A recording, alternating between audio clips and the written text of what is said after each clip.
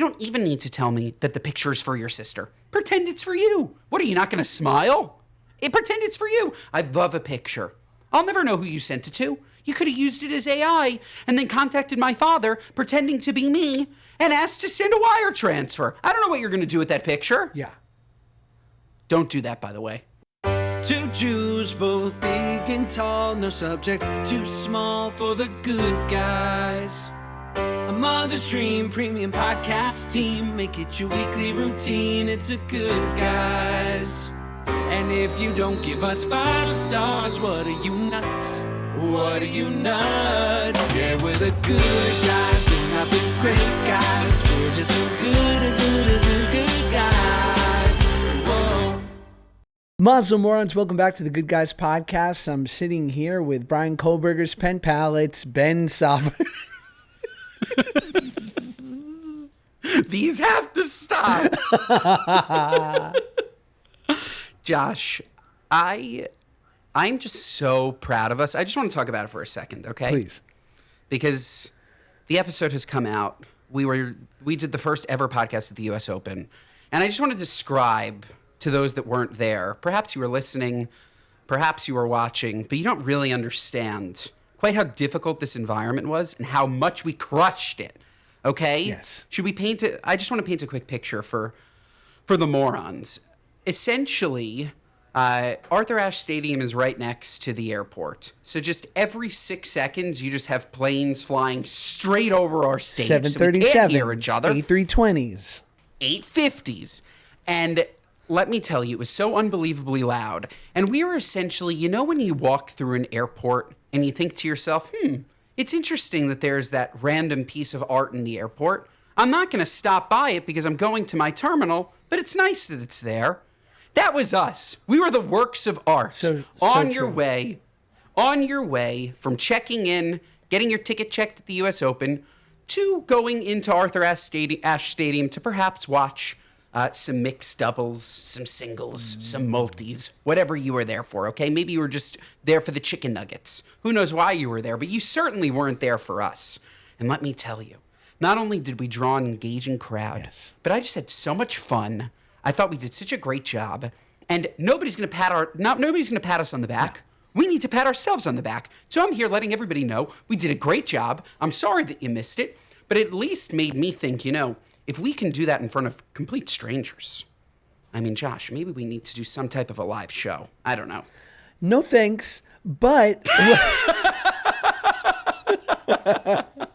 these schnurs, the toast not included, because they put on an incredible show. And as we know, Claudia Ostry just on her own has done, the worldwide with her one-woman show. It's spectacular. Yes. They put on a fabulous show. But most of these live podcasts, this is live direct. It is. They pay $50, $60, $70 for a ticket. And what are they getting? They could get it for free.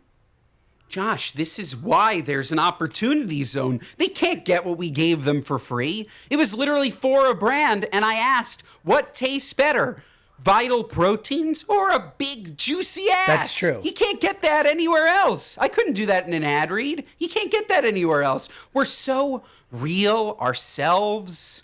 I don't know, Josh, a meet and greet component. God, we'd get COVID. 6 seconds, we'd get COVID. Oh, my God. First of all, when people talk about getting COVID at this point, I go, listen to me, okay? Just say you want a sick day, all right? You don't have to throw around this word anymore. We all have PTSD from this thing. I know. This morning I went to urgent care, by the way. I'm totally fine. I thought I had an ear infection. I might have an inner ear. There's something going on with my ear, but he checked it. And he's like, I don't see anything. Take because Zyrtec. You're not 7. I'm like, take Zyrtec, swimmer's ear. I'm like, take Zyrtec. I take Zyrtec every day. He's like, take Flonase. I'm like, I take Flonase every day. I needed to pay you for this. We're going to be mentioned on Tucker Carlson. And let me tell you, Tucker Carlson, you. I tried your dip. Yeah. You know Tucker Carlson made his own brand of Zins? They suck. Not good. Oh, I thought you were talking about that he made like a bean dip at Costco. Did he? No, when he said I tried his dip, I thought you meant like I tried Tucker Carlson's line. It's where your big fat thoughts go. of yogurt-based dips. I'm like, ooh, I didn't know he was in CPG. That is good. That is good. But yes, Josh, I'm back. You're back. We were at the Open. We're home. Anything happen on the flight? Anything remarkable? Anything between? It's just, I don't know if you feel this way. When I get to see you in person, I just get such a joie de vivre. Yes. I get so zesty. And life's just better. So how are you? Yes, I feel recharged when I see you. I'll give people the play-by-play because I know they love it. They love it. Yes. So I flew to the wonderful New York City, 4 o'clock Monday. I got it all dialed, right? I'm going to land at around midnight. This is good. This is better. Yes. This is the perfect amount of time because it's the last flight out before the red eyes start. And as you know, these red eyes, they stink. This is not Awful. sustainable. I can't take them. I'll get an ear infection. I can't take them. No good. It's nuts. So I take the flight. About 10 minutes into it, my seat neighbor is an attorney for a major studio, and he's giving me all the hot goss. I could totally get him fired, but I would never. And he knows who he is, and I loved sitting next to you. 10 minutes in, from the top of the plane above us, where the oxygen masks are held, the panel falls down and is down the whole flight. Okay? So This is no good. This is no good. our flight attendant, who's on the level, goes, "Oh man, I'm sorry." She's like, "I could try to just bang it in." She's like, "But it's gonna maybe break it more." She's like, "I know what I'll do." She comes back with a roll of duct tape. We go, "What is there? Is there an Office Depot back there that you've been hiding? Where did this come from?" She goes, she didn't even hold back for a second. She goes, "No, it's for restraining people." I said, "Sick." Like, Oh my God. this is my fantasy. And so she literally, and this is going to be a clip, and we're putting the photo in here, or I'm giving this to the Dear Media video team. You need to see this tape job. So she literally tapes the whole thing, and as we're landing right before it's starting to fall again, she goes, "Do me a favor. As we're landing, just hold it up." What are you, nuts? So it doesn't hit your head. I'm like, sick. So then I go, and you know me, I love a commuter hotel. I go to the Marriott Residence Inn. Now, let me explain this. By the way, quickly, I just want to be clear. You said you went to New York City. I just want to be clear. You never stepped foot in the city, correct? Oh, the 5 boroughs don't make up the city? You flew into Queens. You stayed in Queens. Yeah. You left from Queens. And by the way, respect. That's the way to fucking do it. There's no glitz and glam that's going to take your eye off the ball. No, you're checking in. You're getting a beautiful muffin. You're getting a nice black coffee. You're headed to your job. You're headed home to your beautiful family. And nothing is going to stand in your way. For what? I'm going to go into the city for what? The Arthur Ashe Stadium in beautiful Flushing, Queens is literally 24 minutes from JFK. And, of course, because your city is broken, at 12:30 at night, it was a 20-minute drive from the airport to the airport hotel. There was a traffic jam. I've been telling you for a long time that my city is broken. The Van Wyck. It is in pieces. It's broken. It is in flames. That's why we need someone like Mom Donnie Wahlberg. By the way, I heard Michael Rappaport. He coined this, not me. I coined Bill the Criminal. From now on, it's Zoran the Moron, and I love it. I'm going to call him Zofran because I love Zofran. Later, we're going to talk about Spencer Pratt and Karen Bass. Okay, continue. Yeah, and you know what? At this point, I'm really starting to believe that no 33-year-old should be allowed to run anything ever. I'm just putting that out there. Unless it's like a major, social media company. They seem good at that. They do seem good at that, for sure. Absolutely. Because this is new age tech. Yes. This is fantastic. This is new. We need experience on the ground, Josh. Right. Dare I say, we need de Blasio. I'd take him in a heartbeat. All right, we're continue. We're being pulled. I'm pulling us off the tracks. So I get in, and again, now I'm considering, I know from the great Brian Kelly, the points guy, that they've opened up a beautiful Park Hyatt, a Hyatt Regency Resorts World casino near JFK. And I'm like, wow, should I stay there? But you know what? I'm so fucking smart. There's so much sachel in here. I go, you know what it is to check in at a casino? It's horrible. Could be lines. You're going to go up to elevator bank number 17. You're staying on the 33rd floor at the Grand Encore level. Take 11. It's about an 11-minute walk from the desk. It's nuts. It's midnight. I got to be fresh for Vital Proteins in the morning. The only good part about staying at a casino is you may have been able to book a smoking room. And that would have been gorgeous. Yeah. You walk in and those couches smell like Marlboros from 1980. Like, that's it. You're welcomed with this level of filth that when you get out, you're so excited to leave, your day can't possibly be better. That's true. And there's probably a lady of the night at the bar, and I could cheat on my spouse. You could. Or you could be the lady of the night. Yeah. Yeah, right? I'm a man of the morning. Yes. I'm a man of the mid-afternoon. I'll sell myself, but it's only till 6. You're picking people up at the continental breakfast. Yes. You're schmoozing over a nice blueberry muffin. How about those eggs? Want to go for a quickie?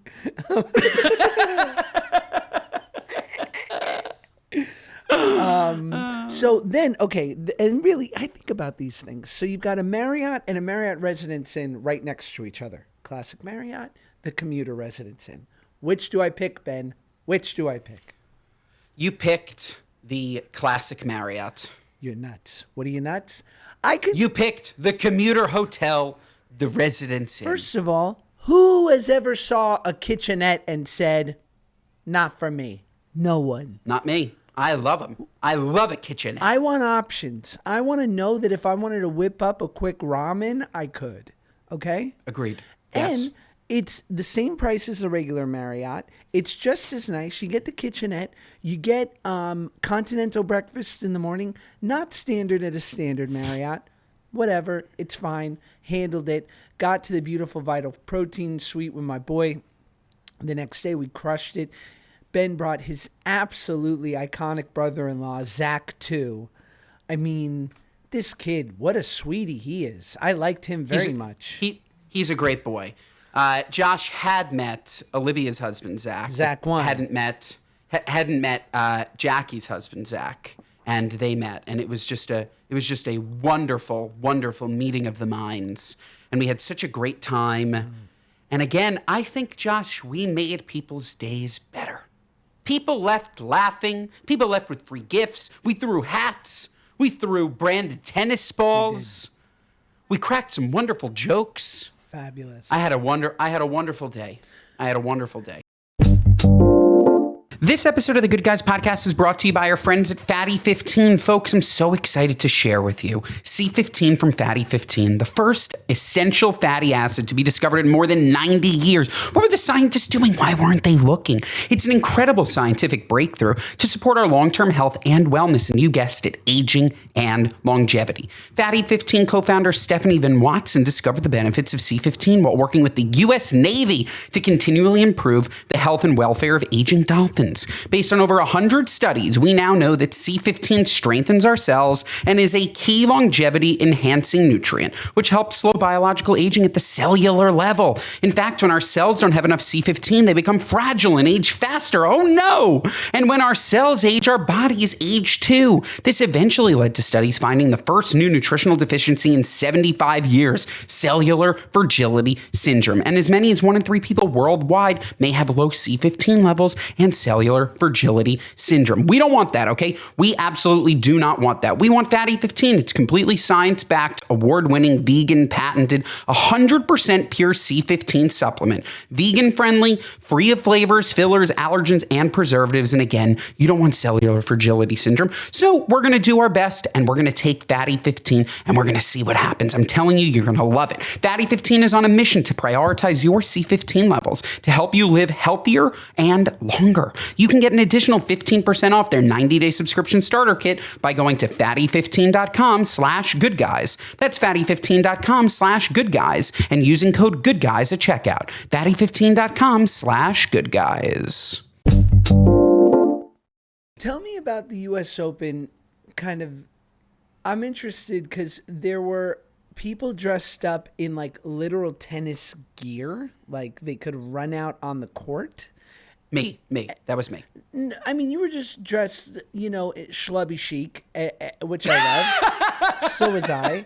But You're like, you just looked like ass. well, there were women in like literal tennis outfits, like for the country club. But then there were women in Chanel like wool knit short and jacket suits. Then there were men who looked like they were either going to go golfing or they were going to like a business casual soiree. Like, what is the fashion?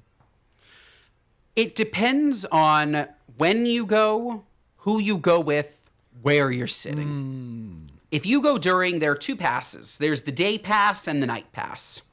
If you go during the day, you're typically going to wear your golf/tennis attire. Maybe that's a polo, maybe that's shorts, maybe that's an athletic t-shirt, right? The country club or country club adjacent look or the athletic look, okay? That said, perhaps a really nice brand like Rolex has a suite, and if Rolex is inviting you into their suite, even if it's during the day, you're probably going to dress nicely because it's Rolex, right, or it's Audemars, or it's one of those. There are such insane sponsors at the U.S. Open, Vital Proteins included, but we're talking the creme de la creme. We're talking American Express.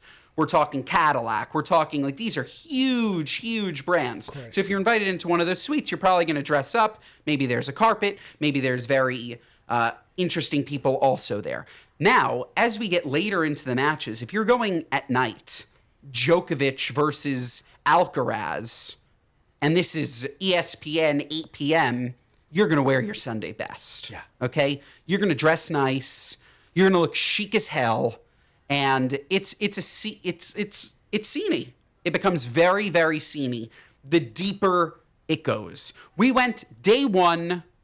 Like, it's not the US Open hasn't the doors started had yet. Just opened. No, the doors had just opened. I actually had my what do you nuts that I didn't do because I didn't want to offend the fans there. But I'll tell you what my what do you nuts was going to be. Okay. It's being at the U.S. Open day one. Totally. Because being at the U.S. Open day one to watch number 99 versus number 95, of which you've never heard, okay? Like, you're watching nothing. It means nothing. It's like going to a preseason basketball game. That's what going to day one of the U.S. Open is. That said, the weather was outstanding, wasn't it, Josh? It was perfect. It was perfect. I really thought that we were going to get absolutely crushed by just a humid wave of nothingness, but it was like a balmy 80. It was gorgeous. I need to know what you just burped up. What did it smell like? I don't even know. I thought I thought I hit it, but it was not. Is it beefy? No, I'm drinking a Matina here, which is a yerba mate. Are you familiar with yerba mate? I've heard about it, but I don't know what it is. Tell me about it. Is it like a green tea adjacent? Yerba mate is a tea. It's from a gourd. It's from the yerba mate plant, I guess. But this is good stuff. Matina, it's got the equivalent to about 2 shots of espresso, 120 milligrams of caffeine. And it's just, I'll tell you what, I met the founder of it at the gym in the sauna. And he said, I'll send you some. Andrew Huberman is an investor. I said, say less, fam. You had me at carbonated 3 drinks. No, it's smooth, though. It is smooth as hell. Excellent. Well, because you like sugar. it, you should invest. Throw a little money. I can't. I would be the worst investor because I would be calling every other day going, how's things?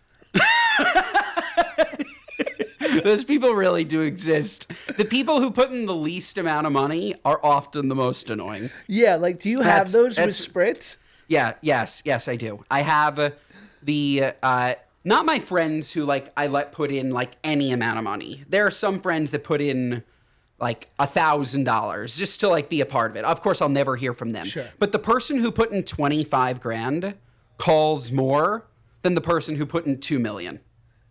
And what are they asking? How are things? Can I get an update? What's going on? Every single year they'll ask, hey, can I get like a K-1 form for my taxes? And I have to remind them, no, we're a Delaware C Corp. We don't do K-1s. They're just always asking questions. Always. Yeah. How's Target going? How's rate of sale? How are these things doing? And we send out quarterly investor updates, so it's not like anybody's like ever in the dark. And I love having conversations. It's just, you do hear more from that person who gave you 25 grand than 2 million. And it's fascinating. It's fascinating. Probably because the sophisticated investor knows that like nothing really fundamentally changes month to month. Sure. Like it's as if you're investing in the stock market and instead of leaving it in for 10 years, you're actively watching it go up and down every day. Yeah, it's like a ship. Like you don't notice it's off course till a year after. Correct. Or that it made incredible progress. So, yeah, it's fascinating. But no, you should, or you don't even have to put in money. Go to Yerba Mate, man. Say, I loved these. I want a little skin. I'll do some reads. Yeah. We'll do some reads. Give me some free equity for promoting the Yerba Mate because now our audience of 19 million people, they now know what Yerba Mate is. Let me tell you, when I meet these, I'm just saying. When I meet these morons out in the street, yesterday I did this thing for OBK Kitchen, which is this amazing foundation where they make food. So Feed the Streets is we hand out the food. OBK is they actually make the food in this kitchen. It's spectacular. And all the food just happens to be kosher. It's wonderful. Nice. It's healthy for people. And so anyway, there were some real morons there. This was our audience, big Toast fans, big Ben Safra fans. And this girl says to me, she goes, I grew up Orthodox. Drake and Josh, Drake and who? I have no idea what that is. I never saw it. I'm like, all right, you don't have to tell me you're Jewish Amish. I was like, who cares? So you're an Amish Jew, Mazel. But she listens to the podcast. She's like, but I love the Toast and the Good Guys. I said, great. There's nothing worse, honestly, than when somebody qualifies, and people love to do this. We've spoken about this before. They love, before they give you a compliment, to clarify that they don't know who the fuck you are. They're like, amazing. I've never heard of you. Your accomplishments mean nothing to me. If you fell into a ditch and died, it would mean nothing to me. But my sister, oh my God, does she love you? Yeah. And it's like, can you shut up? Can you shut up? I don't need all of that. Just tell me your sister loves me. Just tell me, or you know what? You don't even need to tell me that the picture is for your sister. Pretend it's for you. What, are you not going to smile? Pretend it's for you. I'd love a picture. I'll never know who you sent it to. You could have used it as AI and then contacted my father, pretending to be me, and asked to send a wire transfer. I don't know what you're going to do with that picture. Yeah. Don't do that, by the way. I won't know, but it's a good idea. People are scary dumb. And especially when they meet anyone, it's not even someone who has like a bit of celebrity, like celebrity Ben Safra, or someone with like a little bit of notoriety. It's also just, if you exist outside of where they are comfortable, where they are familiar, I see, you know where I see it mostly is in men 40 to 60 and women, honestly. And they just, I see them like, they see me and they see someone who's like maybe excited to meet me or whomever. I see them short circuit because it's as though they don't want to risk being overly impressed, or they're very afraid of their response because they're so used to being the man or the woman, you know? What about the person who watches you take a picture with somebody else and comes up to you and asks you what you do? That's the worst of the worst. So good. Can you imagine walking up to a stranger on the street and asking them what they did for work? You don't know them. Right. It's so crazy to me. It's also so incredibly awkward. It's like they ask, hey, so what do you do? Oh, I'm an actor. Oh, okay, cool. No, you can't. What now, Josh? What now? Because they think you are saying I'm a waiter. That's what they think you're saying, you're a waiter. And then in this day and age, right, if it was like the 80s, they either knew you or they didn't. And if they didn't know you, you were probably struggling. But like now, you could be on an MGM Plus show. Like that. Totally. Totally. No one has seen anything ever. I was on the plane last night trying to watch Severance for the first time. You know how much I've heard about this Fakakta show? By the way, not easy to get into. But like this Severance, people have been talking about how brilliant it is for years. I believe it. I never seen an episode, and I'm a man about town. You know? Yeah. No, there's so much content. There's so many actors, and there are so many, I would say, well-paid people in entertainment, far more than there once were. Because entertainment is so vast. To your point, it's digital, it's social, it's TV, it's movie.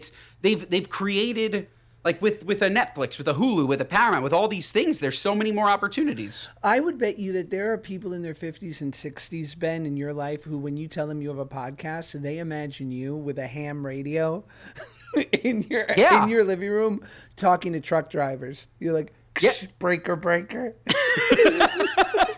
Big Balls Ben coming to you live from the good guys from the Upper East Side. I think that podcasting might be the one thing that they can actually understand, though, because they just think it's radio. They don't understand where it goes, how it goes. Yeah. But they understand and think that it's radio. Anything that has to do with Instagram, no idea. But they don't. No idea. But do they know, like, legit, and I'm not just gashing you up because it's us, and obviously I'm your biggest fan, but, like, you have a major podcast. Like, this is, like, a high-end, like, we're not the crazy 1%, but we're close. And, like, that's, I mean, in another day and age of radio, we would have billboards everywhere, and not just the ones that you got people to give us for free on the subway. You know what I mean? Yeah. But, like, I do. No, I would say that almost every... It's funny. I think that I have more people over 40 in my life that listen to this podcast than my friends under 40. Every single person that Ava Safar has ever come in contact with listens to this podcast. Oh. Meanwhile, I'm sure you have this too. Like, my best friends don't listen to this podcast, and that's totally fine. I don't need them to listen to it necessarily. But I think that we have a significant amount of 40, 50 plus. Significant. At least in New York, at least on Long Island. I love that. This episode of the Good Guys podcast is brought to you by our friends at Home Chef. Folks, with school starting again and schedules filling fast, preparing dinner for the family can feel overwhelming.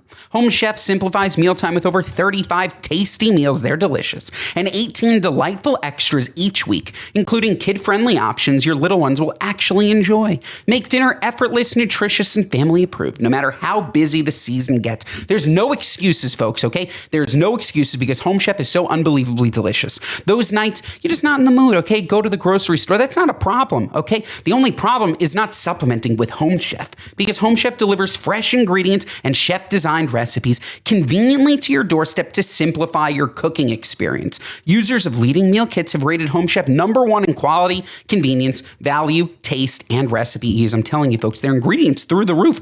Absolutely fantastic. And whether you prefer classic meal kits with pre-portioned ingredients, quick 30-minute recipes, or oven-ready options, microwavable meals, or even a dedicated family menu, Home Chef has everything you and your family need for hassle-free, delicious dinners. Home Chef has over 30 options a week and serves a variety of dietary needs, so make sure to check for yours. For a limited time, Home Chef is offering my listeners 50, we love a big code, % off and free shipping for your first box, plus free dessert for life. Go to homechef.com/goodguys. That's homechef.com/goodguys for 50% off your first box and free dessert for life. Homechef.com/goodguys. Must be an active subscriber to receive free dessert. This episode of the Good Guys podcast is brought to you by our friends at OpenPhone. Folks, if you're running a business, you know that every time you miss a call, you're leaving money on the table. When every customer conversation matters, you need a phone system that keeps up and helps you stay connected. That's why you need OpenPhone, because OpenPhone is the #1 business phone system that streamlines and scales your customer communications. It works through an app on your phone or computer, so no more carrying 2 phones or using a landline. With OpenPhone, your team can share one number and collaborate on customer calls and texts like a shared inbox. That way, any teammate can pick up right where the last person left off, keeping response times faster than ever. Plus, with AI-powered call transcripts and summaries, you'll be able to automate follow-ups, ensuring you'll never miss a customer interaction again. So whether you're a one-person operation drowning in calls and texts, been there, or have a large team that needs better collaboration tools, OpenPhone is an absolute no-brainer. See why over 50,000 businesses trust OpenPhone to manage their business's calls and texts. So folks, right now, OpenPhone is offering my listeners 20% off your first 6 months at openphone.com/goodguys. That's OpenPhone.com/goodguys. And if you have existing numbers with another service, OpenPhone will port them over at no extra charge. OpenPhone, no missed calls, no missed customers. And speaking of radio and speaking of podcasting, I'd love to hear what you think about, because I think this also connects with the Colbert of it all, and I think we'll have a smart take on it. But page 6, inside Howard Stern's desperate bid to stay relevant as firing rumors rage on. Hey now, Howard Stern and his team are reportedly behind recent rumors that his job is in jeopardy. The allegedly desperate hoax was meant to make the Howard Stern Show host 71 relevant, the Daily Mail reported. They're desperately trying to make this thing go viral to try to boost his numbers for his return, an insider told the outlet. So for anyone who doesn't know, Howard Stern has been at SiriusXM basically since their inception, almost 20 years. He makes $100 million a year, so he has made $2 billion working for them. And he's 71, king of all media. I am his biggest fan. But, you know, basically the rumors are that he was, in quotes, fired. And of course, some people are running with this idea of, oh, he became woke and too liberal, and that's why he's being fired. I just think they're not re-upping his contract because we live in a different world today. What do you think, Ben? I think that, and I like that you brought up Colbert. Like, I don't think that this is like a controversial statement. You look at the data. If the show is making them money, if me and you weren't making Dear Media money, we wouldn't have a show with Dear Media. Sure. That's it. That's the way that today works. Today is no longer a world of loss leaders. Back then, it was totally fine to pay Howard Stern $100 million because he was serious. But now you have so many different options. He came out against Alex Cooper, right? Like, he said something about her, probably because she's also within Sirius. But if Alex Cooper is making more money than Howard Stern and Alex Cooper is being paid less money than Howard Stern, then the smart thing for SiriusXM today would be to pay Alex Cooper and not pay Howard Stern, because today's consumer is not going to Sirius for Howard Stern. They're going to Sirius for Alex Cooper. Howard Stern, and I love him, his main fans, or I respect him, his main fans are dying. Right. Like they're going to be gone. So they need to spend that $100 million on relevant listeners that are going to make the network money. And I think the same thing was with Colbert. And I think it's not only Colbert, it's like late night in general. We're not watching late night the way that we were watching late night. So paying these exorbitant fees for these very popular late night hosts when nobody's watching just doesn't make any sense. Like, I'm not turning on late night at night. I'm scrolling TikTok for a half hour, kissing Ruby, kissing Claude, and going to sleep. Or I'm watching a TV show on Netflix. I'm not watching late night. I'm not. And like, I know that I'm not in the minority. The people who like to watch late night are also dying. Right. And there's a paradigm shift in what we want to watch. So at some point, these networks need to prioritize what makes them money. Like, I don't think it's more than that. Do you? 100%. No, I mean, I think that all these news outlets and the Post and all these people are some of the worst offenders when it comes to like, oh, they went woke. And obviously Colbert was one of the biggest, criticizers of the Trump administration and whatnot. I think that it has very little to do with that and everything to do with what you're saying is that Colbert's contract was expiring and so was Howard's, and they're not going to re-up them. They pay them a shitload, and it's not making sense in the current climate. It's all about money. Like, if you are woke and you make the network money, they're going to pour money at you. Right. Like, it's just money. So whether Colbert's woke or not, or I completely agree, it's entirely irrelevant as it relates to his firing. His show stunk. Now, from a numbers perspective. And But Ben, the number one show in late night. So what does that say for Fallon and Kimmel and the rest of them? Like, I guess they all got to go. It says that if the network is prioritizing making money, then yeah, they need to really think about restructuring what this looks like. And it's funny, like, no shade to the Fallon show. It's amazing, but they've been letting people on that show that are not A-list for quite some time. It used to be that when you turned on late night, it was the creme de la creme promoting whatever they were promoting. Like, the idea that me and you could go on a Fallon to talk about our podcast was laughable. I'm telling you, it's not that laughable. It's a pitch away from saying, hey, we can draw people to the Fallon show because they need viewers. Like, they just had, and we're not necessarily as big as them, but they just had Hannah and Paige of Giggly Squad. I think they've had them twice. Like, again, and I love that show. Hannah and Paige are great. Like, they're not A-list celebrities. It used to be that you only had Zac Efron or Brad Pitt on late night. But because they've gone down a tier, it signals to me that they're trying to pull viewers because they don't have any. Yeah, the whole environment is weird. But the other problem is that I remember that Howard, because I used to listen to the show nonstop, and I don't anymore, mostly just because there are too many other better options in podcasts. But I used to listen to the show every day, and when he would go on Letterman, they would clear the deck for him. They would give him 3 segments, which is impossible. It never happens, right? Usually, if you were the A-list star, you were the first guest, you were there for the first 6 minutes, you got a commercial break, and you came back for another 6 minutes. And then there was like the B guest and then an outro. He would literally be there for 3 commercial breaks. And it was great because it was like an early podcast because Howard and Dave had 30 minutes total to really chat and to really do bits or things that they had planned. The problem is that podcasting, and now that it's video, it's just a better format. Like, we are all so indoctrinated with this idea of, like, we know that the 7 minutes that Anne Hathaway or Meryl Streep or whatever A-list star, it's like going to be this canned, prepared conversation because they don't have time to deviate. So I think that form doesn't work as well anymore in the podcast world. Yeah, and these A-listers are going on podcasts. Like, they respect podcasts just as much as they respect to Fallon. Like, when they're going to promote a new book. Like, when McConaughey was promoting his new book, he went on Two Bears, One Cave. Like, it's Matthew McConaughey. Like, if he's going on podcasts, that means that he values podcasts just as much as he values late night. Meanwhile, these late night hosts are making incredible amounts of money, fully guaranteed, irrelevant of sponsors.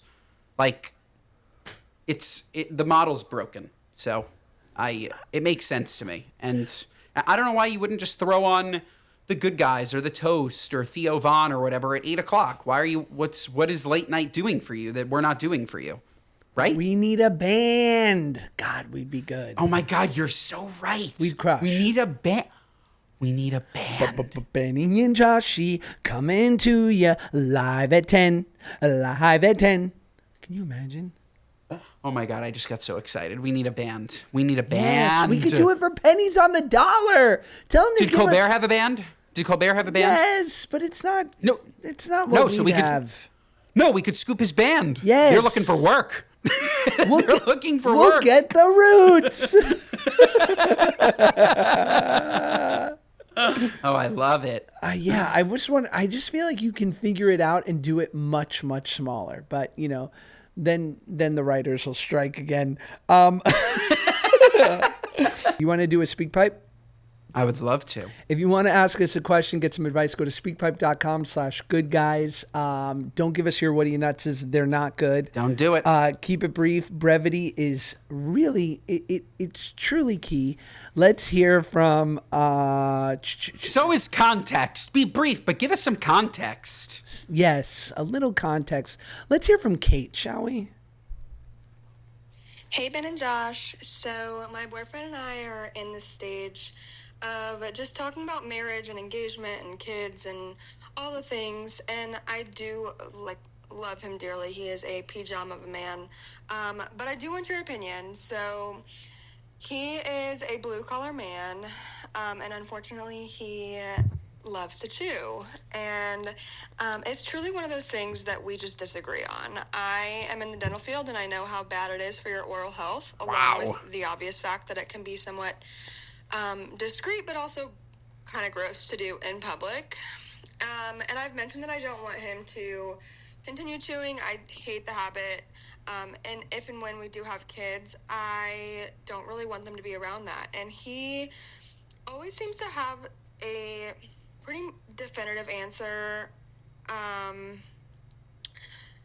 that he doesn't really plan on quitting anytime soon, and he doesn't know if he wants to quit if we have kids together. And it's just something that I've always had kind of a question about. Thanks, Kate. What do you think, Ben? Brevity is key. Could have ended 10 seconds before. Okay. Wow, I can't believe that you're in the dental field and your boyfriend chews tobacco. That really is crazy to me. That's crazy.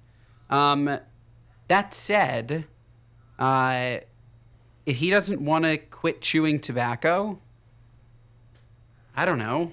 Are you not gonna marry him because he chews tobacco? It's tough. It would signal to me that it goes against everything you stand for. And by the way, if you're in the dental field, I assume she's a hygienist. Otherwise, she would have said she's a dentist, right? Probably a hygienist? Probably. So, your main job is literally cleaning people's teeth. Right. And you have to look at this husband of yours with definitely gnarly fucking teeth. If you really chew tobacco, your teeth are gnarly. Gnarly. So, I don't know how you've stayed together this long. You seem like... That seems really crazy for, again, somebody who for a living cleans teeth and probably has fantastic oral care, to be with somebody with probably horrible breath and terrible teeth, right? Yeah. But you've stayed with him this long, so it's a what are you nuts for you. You're in too deep. He's got to stop. There's too many easy alternatives, in a world of Zins, of Nicorette gum, of vapes. You prefer they vape, let's be honest. And you just can't chew. It's gross. Unless he plays for the Padres. By the way, watch this is I don't know, some very, very famous baseball player's wife. Right. That would be hysterical. But yeah, I'm totally with you. It's not something that you do when you're out to lunch. You don't chew and spit tobacco at lunch when your wife's a dental hygienist. Have some class. It'll give you mouth cancer. It's gross. Long term, you just can't do it. And there's plenty of easier, better options now that are healthier. Agreed. No good. No good. So yeah, tell him. No good. Let's hear from Anonymous. Hi, good guys. Longtime toaster and moron here. I know brevity is key, so I will just try and get right into it. I was doing my husband's laundry not too long ago, and I just noticed some skid marks on his underwear. And so, of course, as a loving and concerned wife, I try and have a conversation with him about it, asking him, does he need some wet wipes to wipe better? Is he sharding on a regular basis? What's the problem? And so he got very defensive when I asked him this, and he was convinced that it's just from farting. I don't know about you guys, but I do not have that problem. So we had an argument about it, saying, that's not a thing. So basically, I just need some reassurance here. Good guys, can you please let me know if this is a regular thing to get poo particles on your underwear when you fart, or does my husband just need to wipe better, or does he need to get checked for IBS? Please let me know. My God. I can't be alone in this. Love you guys. Bye. That was probably like a top 5 speak pipe ever. It's a 10 out of 10. That's Ever. how you speak pipe. That was unbelievable. Okay, so first of all, it's not sharding. You have yourself an ass picker. Okay? You have yourself a poor wiping ass picker for a husband. Okay? And maybe it's sharding, but it doesn't seem that way. First on the guy, you're only going to notice skid marks, Josh, if you wear white undies. And white undies, what are you, nuts? Get yourself some black.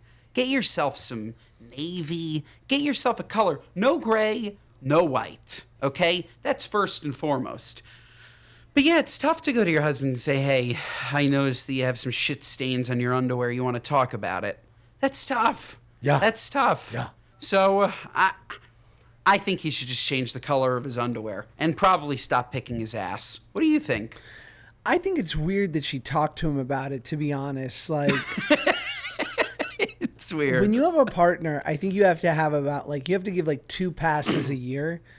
And this goes both directions about like some supremely gross shit that you might run into where you're just like, oh, you're capable of that? Oh, God. Like, if I had known this, I would have maybe taken a second. I think that, I think you can plant things around the house. Look, I am a pro wipes guy. Shout out Good Wipes. I think every adult should be using wipes. I think we lose this habit as a child, and we're crazy to not to, because it's just a cleaner overall experience, and he's not cleaning enough back there, and it's leaving a residue. Yeah, it's gross, but it's also like if you shit your pants, just clean your own underwear, okay? Like, your wife's doing the laundry. You have to give her duty undies. It's gross. Like, have some class. I've said that twice today, but have some class. I remember. Yuck. I don't know. Yuck. I remember once when I was like 7 or 8 years old, I had a little, whatever. It happens, okay? I had a little skid mark action. And I remember my mom said to me, Grandma found your underwear. I go, why are you bringing her into this? The woman is from Warsaw. Like, has she not seen enough horror? Like, you shaming me that Grandma found my shit undies? Like... You're ready? You're ready for this story? I have such a story. Okay, so I'm not ready. When we were growing up, Oh, we no. lived in one of those classic buildings where you have one washer dryer on every floor. They're not in unit; it's one on every floor. So it's communal. You meet your neighbors, you see them, whatever. I'd say at least once a week, my mom would walk out of our apartment and into the laundry room. And we had these neighbors, smaller woman, 600-pound man. And my mom would see her holding up this man's, I don't know, size 40, 48, the huge undies, huge, spraying anti-stain right at the duty schmear. Gross. Throwing them in and cleaning them. She would see him. She would have to she would have to pin them as if it was a sheet. Oh, God. And she would spray. Josh, this is no good. We shouldn't have white underwear. White underwear shouldn't exist. No, I'm sorry for Ava. It's disgusting. It's really disgusting. Should we just call it here? I can't. I don't think we can continue on the episode. Should we get to our What Are You Nuts? We should. What? I ruined it. Our What Are You Nuts moment of the week are our gripes with people, places, and things, both big and small, whatever. Sticking in your craw. What do you got, Ben? This is both a What Are You Nuts, but also, like, I was almost impressed with her. I was grocery shopping at the great ShopRite, and this woman was just grooving. She was holding her basket, and she had her cell phone with Spotify on, music blasting out loud, like the equivalent of a boombox. Just dancing in the aisles, picking up lettuce, dancing, picking up avocados, like so unbelievably loud. I then circle back, I leave her, I'm going in line. I go to check out. She's there with me. She's grooving in line. I want to say, what are you, nuts? Put in some headphones. But at the same time, she was so happy. She made me happy. I was dancing with her. She said, you better put in your ShopRite phone number. Otherwise, you're not going to get a discount, honey. And so, yeah, what are you, nuts? But also, I'm jealous of you. She sounds awesome. My Woody Nuts is I was at the airport getting ready to go see my beloved Ben, and I'm at this little store, Hudson News type thing, grabbing some protein bars because I like to have a few things in my backpack for that if we do a water landing and I need to have some sustenance over, a 12-hour waiting for the rescue, the rescue choppers, that I can just pop a Barbell bar or a David bar. By the way, have you had David protein bars? I have. They're the best. They're the best. Love them. And my health guru, Peter Attia, who I look up to, he's part of that company. Okay, so I'm getting my protein bars. So there's literally a woman who's standing in the snack section. She's FaceTiming her husband, and she's not like, I'm like giving her 15, 20. Like, you have to move quadrants. You're only allowed 20 seconds in a quadrant of the store. Then you gotta go. This is not window shopping, hun. Like, people need to get on their flights. So she's literally FaceTiming her husband going, okay, this are the snacks in this section. He goes, let me see. And he's like, they got trail mix. She goes, pause. No. And he goes, what a nightmare. Oh my God. He goes, they got blackberry gummies. I'm like, blackberry gummies? They have raspberries. Not black. There is no blackberry gummy. Pause. I'm like, what are you, nuts? I gotta go. That's nuts. You can't dilly-dally in an airport. You're playing with other people's time. Yes. That's a what are you nuts. You know what else is a what are you nuts, Josh? Not giving this episode 5 stars. That's a what are you nuts. Listen to us wherever you get your podcasts. Watch us on YouTube. Share our clips. Instagram and TikTok. Mondays and Thursdays, folks. We will see you next time.